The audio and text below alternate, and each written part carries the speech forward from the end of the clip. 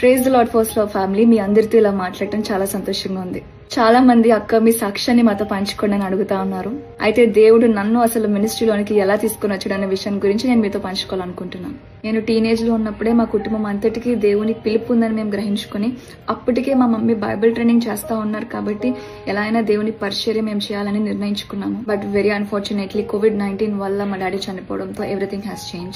దాని తర్వాత 2024 సంవత్సరంలో దేవుడు నన్ను పిలుచుకున్నాడు. అయితే దేవుడు నన్ను పిలుచుకున్నప్పుడు నేను ఒకటే అడిగాను, ప్రభువా ఒకప్పుడైతే మా డాడీ ఇంట్లో ఉన్నారు, ఇప్పుడు మా డాడీ కూడా లేరు, ఒక ఆడదాన్నై ఉండి ఎలా నిలబడను ప్రభువా, ఏం చేయమంటావు నాన్న నేను దేవుడిని అడిగాను.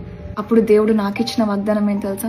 హెచ్కేల్ గ్రంథం 36:29 నీకు కరువు రానివ్వకుండా ధాన్యముకు ఆజ్ఞాపించి నిన్ను అభివృద్ధి పరుస్తానని దేవుడు నాతో మాట్లాడాడు. ఇంకా విశ్వాసంతో దేవుని మీద ఆధారపడి ద ఫస్ట్ లవ్, ఆ మొదటి ప్రేమ అనే ఒక ఇన్స్టాగ్రామ్ మినిస్ట్రీ పేజ్ ని 2025 జనవరి 6th నేను స్టార్ట్ చేశాను.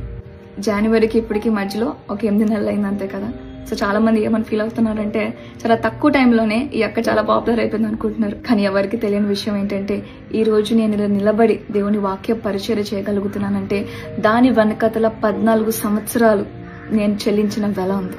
నా పర్సనల్ అండ్ ఫ్యామిలీ లైఫ్ గురించి చెప్పడానికి ఇది సరైన సమయం కాదు. కానీ ఒక్క విషయం నేను చెప్పగలను ఏంటంటే నాకు 9 సంవత్సరాలు ఉన్నప్పటి నుంచి నేను ఒక్కొక్కటి కోల్పోతానే ఉన్నాను. ఎక్కడైనా సరే ఎప్పుడు I was an easy target. అందరి దగ్గర మాటలు పడే దానిలో ఉండేదాన్ని. ఎవరో ఒకరు ఏదో ఒక మాట అంటూనే ఉండేవారు. ఎప్పుడు ఏడుపు కొట్టి దానిలో ఏడుస్తానే ఉండేదాన్ని. ఒక్కదాన్నే ఏడ్చుకుంటా చందమామ కింద కూర్చొని నన్ను ఎప్పుడు తీసుకెళ్లిపోతావు ప్రభువా అని ఏడ్చిన రోజులున్నాయి. ఇంట్లో వాళ్ళెవరికి తెలియకుండా బాత్రూమ్ లోకి వెళ్లి ఉన్న ట్యాపులన్నీ ఇప్పేసి వెక్కి ఏడ్చిన రోజులున్నాయి. అందరూ ప్రశాంతంగా పడుకుని పోయిన తర్వాత ఒక్కదాన్నే లేచి నాకు నిద్ర పట్టట్లేదు డాడు, మిగతా అందరి పిల్లల్లాగా నేనెప్పుడు సంతోషంగా ఉంటాను అని ఏడవలేక ఏడ్చిన రోజులున్నాయి. ఇంకా క్లుప్తంగా చెప్పాలంటే ఇన్ని సంవత్సరాల నా జీవితంలో నేను మనసు పూర్తిగా సంతోషించిన రోజులు, నన్ను ప్రేమించి ఆదరించే మనుషులు, వారి నుండి నేను పొందుకున్న ప్రేమ చాలా చాలా చాలా తక్కువ. ఈ లోకం, నా కుటుంబం, నా చుట్టూ ఉండేవాళ్ళు నన్ను ట్రీట్ చేసిన విధానానికి, నా హృదయం గాయపరిచిన విధానానికి మల్లిక అనబడిన నేను శారీరకంగానూ మానసికంగానూ భావోద్వేగాల పరంగానూ ఎప్పుడో చచ్చిపోయాను. నేను నిజంగా వీటన్నిటిని బట్టి నేను దేవుని ఎంతగానో స్తుతిస్తున్నాను. ఎందుకంటే మనుషులు అంత తక్కువ ప్రేమించారు కాబట్టి నేను దేవుడి దగ్గర నుంచి కాస్త ఎక్కువ ప్రేమను పొందుకున్నాను. ఆ ప్రేమను కాస్త ఎక్కువ అర్థం చేసుకోగలిగాను. కాగా విశ్వాసము, నిరీక్షణ, ప్రేమ ఈ 3 నిలుచును, వాటిలో శ్రేష్టమైనది ప్రేమయే. నేను పొందుకున్న ఆ శ్రేష్టమైన ప్రేమను మీతో కూడా పంచుకోవాలనుకున్నాను. అలా పుట్టుకొచ్చిందే ఈ ఫస్ట్ లవ్ మినిస్ట్రీ పేజ్. కేవలం దేవుని పరిచర్య చేయడానికి మాత్రమే కాదు, నేను యేసును చాలా ప్రేమిస్తున్నాను కాబట్టి. Praise the Lord first love family. మీ అందరితో ఇలా మాట్లాడటం చాలా సంతోషంగా ఉంది. నన్ను మన ఫస్ట్ లవ్ పేజ్ ని నమ్మి కామెంట్స్ లో కానీ ఇన్స్టాగ్రామ్ DMs లో కానీ మీరు పెడుతున్న ప్రతి ప్రార్థన అవసరత కోసం మేము ప్రార్థన చేస్తా ఉన్నాం. ఒక minute change in spiritual life లో నేను చేసుకున్నాను. సో దాని ఈ రోజు నేను మీతో పంచుకోవాలనుకుంటున్నాను. Maybe that can help many of you. శారీరకంగా, మానసికంగా అలాగే ఆత్మీయంగా నన్ను కిందకి లాగడానికి చాలా సార్లు చాలా మంది చాలా రకాలుగా ప్రయత్నం చేశారు. వారి కోసం బాగా గుర్తు వచ్చినప్పుడు నేను ఇంకా బాధ తట్టుకోలేకపోతున్నాను రా బాబా అనిపించినప్పుడు నా ప్రార్థన వైఖరి ఎలా ఉండేదంటే, లార్డ్ వెంజెన్స్ ఇస్ యోర్స్, నేను పగ తీర్చుకోవట్లేదు, నువ్వే పగ తీర్చుకో ప్రభువా అని చాలా గట్టిగా ప్రార్థన చేసేదాన్ని. కానీ ఎప్పుడైతే నాకు నేను క్రీస్తులా మార్చబడాలని ఛాలెంజ్ తీసుకున్నానో థింగ్స్ హావ్ చేంజ్డ్. ఎందుకంటే మనం క్రీస్తులా మారాలంటే క్రీస్తు హృదయాన్ని కలిగి ఉండాలి. క్రీస్తు హృదయాన్ని కలిగి ఉండాలంటే క్రీస్తు హృదయాన్ని ముందు మనం అర్థం చేసుకోవాలి కదా. సౌలును పౌలుగా మార్చిన కాంటెక్స్ట్ మన అందరికీ తెలిసిందే కదా. అపోస్తుల కార్యం 9వ అధ్యాయం రాయబడి ఉంటుంది. మీకు సమయం ఉన్నప్పుడు ఖచ్చితంగా అధ్యాయం చదవండి. ఈ అధ్యాయాన్ని చదువుతున్నప్పుడు ఒక్క వచనం మీద నా హృదయం మళ్ళింది. 9వ అధ్యాయం 5వ వచనం చదువుదామా? ప్రభువా నీవెవడవని అతడు అడగగా ఆయన, నేను నీవు హింసించుచున్న యేసును అని చెప్పారంట. సౌలు అసలు యేసు ప్రభు వారిని హింసించనే లేదు కదా.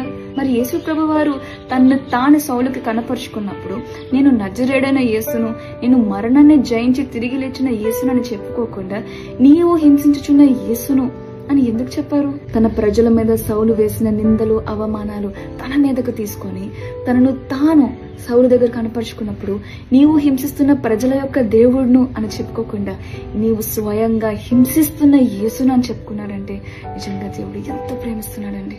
సౌలుచే హింసింపబడిన ఆ ప్రజలు ఏమని ప్రార్థన చేశారో మనకు తెలియదు. వారి ప్రార్థనకి దేవుడు ప్రణాళిక తోడైంది. క్రీస్తు వలన జనులను చంపినవాడు కాస్త క్రీస్తు కొరకు జనులను బ్రతికించడం మొదలు పెట్టాడు. ఈ విషయాలన్నీ చదువుతున్నప్పుడు నాకు అర్థమైంది, అలాంటి మూర్ఖుని దేవుడు మార్చగలిగినప్పుడు నన్ను నిందించిన వాళ్ళు, నన్ను గాయపరిచిన వాళ్ళని కూడా నేను ప్రార్థన చేస్తే దేవుడు మారుస్తాడు కదా అనిపించింది. అప్పటి నుంచి నా ప్రార్థనలో ఒక చిన్న చేంజ్ నేను తెచ్చుకున్నాను. ప్రభువా, నా పక్షాన్ని యుద్ధం చేయి, కానీ వారిని నువ్వు మార్చు ప్రభువా, నీలా నువ్వు మార్చు అని నేను అడగడం మొదలు పెట్టాను. శిష్యులు అందరి పాదాలు కడగడం గ్రేట్ కాదండి. రేపు పొద్దున్న ఆయన అప్పగిస్తాడని తెలిసిన యూదా పాదాలు కూడా దేవుడు వంగి కడిగా చూడండి, అది గ్రేట్. మనం క్రీస్తులా మారాలనుకున్నప్పుడు క్రీస్తుకు కలిగిన శోధనలే మనకు కూడా కలుగుతాయి. ఆ శోధనలు భరించలేనప్పుడు వారిని నశింపజేయమని ప్రార్థన చేయడం గ్రేట్ కాదండి. వారి కొరకు ఒక మెట్టు కిందకి దిగి వారిని రక్షించమని ప్రార్థన చేసిన వాడు ఆత్మీయమైన జీవితంలో గెలిచిన వాడు అవుతాడు. నా జీవితంలో చేసుకున్న ఈ చిన్న చేంజ్ నేను మీతో పంచుకుంటున్నాను. నచ్చితే ఖచ్చితంగా పాటించండి. ఐ అష్యూర్ యూ, చెప్పలేనంత ప్రశాంతతని మీరు అనుభవిస్తారు. Have a good day. మీ God bless you. Praise Lord first love family, మీ అందరితో ఇలా మాట్లాడటం చాలా సంతోషంగా ఉంది. నేను ముసుగు వేసుకపోతే దేవుడు నా ప్రార్థన విండా అక్క. నా ప్రొఫెషన్ ని బట్టి నేను ఆర్నమెంట్స్ వేసుకుంటున్నాను, కొన్నిసార్లు మేకప్ కూడా వేసుకోవాల్సి వస్తుంది అక్క. ఇలాంటి పనులు చేసి నేను పరిశుద్ధతను కోల్పోతున్నాను అక్క అని కొంతమంది నాకు మెసేజెస్ పెడుతున్నారు. మనం పరిశుద్ధంగా ఉన్నామా లేదని చెక్ చేసుకోవడం వరకు మంచిదే, కానీ చెక్ చేసుకోవడానికి వీటిని పారామీటర్స్ గా యూజ్ చేసుకోవడం మాత్రం అస్సలు కరెక్ట్ కాదు. ముసుగు గురించి నేను మాట్లాడాలంటే, నేను దేవుని వాక్య పరిచర్య చేయడానికి కానీ లేక వర్షిప్ ని లీడ్ చేయడానికి నేను వెళ్ళినప్పుడు ఖచ్చితంగా నా జుట్టును కవర్ చేసుకుంటాను, దేవుని ఆత్మను పొందుకుంటాను, ఆత్మ ద్వారానే మాట్లాడతాను. ఇంటికి తిరిగి వచ్చాక నేను డాడుతో కూర్చొని కాస్త టైం స్పెండ్ చేయాలనుకున్నప్పుడు ఎలా ఉన్నానో అలాగే వెళ్లి మాట్లాడతాను. కానీ అద్భుతమైన విషయం ఏంటంటే, ఏ ఆత్మనైతే నేను అక్కడ అనుభవించానో అదే ఆత్మను 4 గోడల మధ్య నా దేవునితో నేను మాట్లాడినప్పుడు కూడా నేను అనుభవిస్తూ ఉంటాను. కనుక ముసుగు వేసుకుంటే మంచిదే, కానీ మీ తల మీద ఉన్న ముసుగు మీ పరిశుద్ధతను నిర్వచించదు.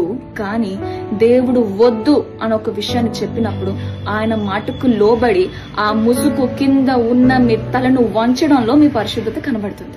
ఆ పెదాల మీద రంగులు ఇష్టంతో వేసుకున్నా, తప్పక వేసుకున్నా, లేక డెడికేషన్ తో వేసుకోకుండా సింప్లిసిటీనే మెయింటైన్ చేసినా అదే పెదాల నుండి వచ్చే మాటలు ఒక హృదయాన్ని నొప్పించేలా చేసి ఒకరిని గాయపరుస్తే ఏం ప్రయోజనం? ఆభరణాల విషయానికి వస్తే, ఆభరణాలు వేసుకోవడం వేసుకోకపోవడం అనేది again it's choice of an individual. శారీరకంగా నేను ఎలా రెడీ అయి వెళ్తున్నప్పటికీ ఖచ్చితంగా ఇంట్లోంచి బయటకు వెళ్లే ముందే ఆత్మీయంగా క్రీస్తు అనే ఆభరణాన్ని ధరించుకునే బయటకు వెళ్తాను. ఎందుకంటే ఒక తెలియని వ్యక్తికి నేను సహాయం చేస్తున్నప్పుడు ఆ వ్యక్తి నన్ను చూసి ఈ అమ్మాయి ఆభరణాలు వేసుకుందా వేసుకోలేదా అని గమనించడు, కానీ అరే ఈ అమ్మాయికి నేను ఎవరో కూడా తెలియదు కదా, ఇంత ప్రేమను ఎలా కురిపించగలుగుతుంది అని ఒక ఆలోచన ఆయన మైండ్ లో కలుగుతుంది.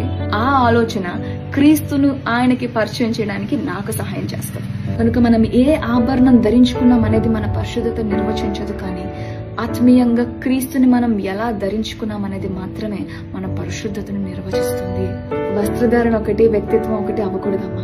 ఆ రెండు వేరు వేరైనప్పుడు దాన్ని వేషధారణ అంటారు. వేషధారణని నా దేవుడు క్షమించడు.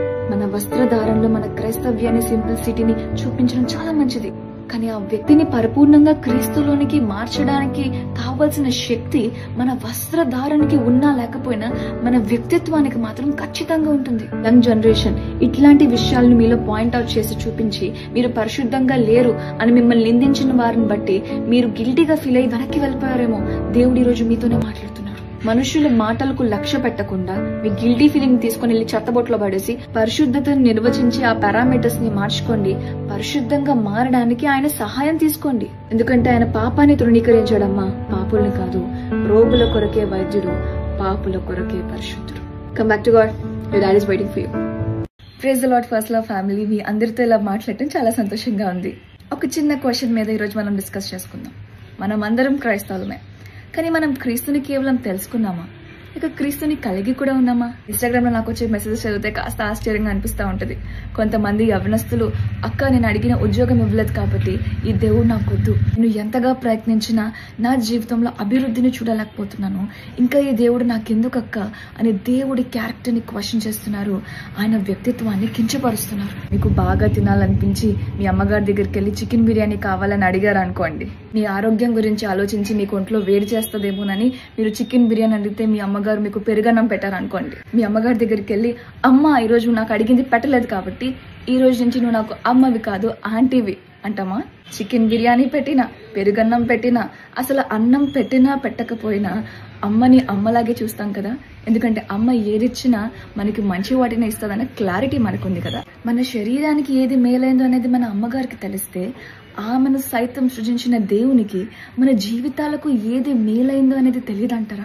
క్రీస్తుని కలిగి ఉన్న వారు క్రీస్తు ఇచ్చినా ఇవ్వకపోయినా క్రీస్తుని కలిగే ఉంటారు.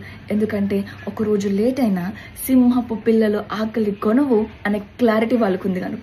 మీకేంటక్క మీరు అడిగినవన్నీ దేవుడు ఇచ్చారు కాబట్టి మీరు ఇలాగే మాట్లాడతారు అని మీరు అనుకుంటున్నారేమో. అప్పుడైనా ఎప్పుడైనా నేను చెప్పుకోదగ్గ బలం ఏదన్నా ఉంది అంటే అది ఇదొక్కటే.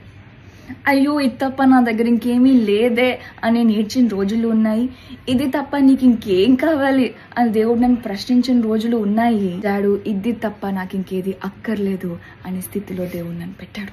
యంగ్ జనరేషన్ అద్భుతాల కోసం దేవుని వెనకతల పరిగెట్టే ప్రాసెస్ లో అద్భుతకరుడైన దేవుణ్ణే తృణీకరించే స్థితిలో ఉన్నారేమో.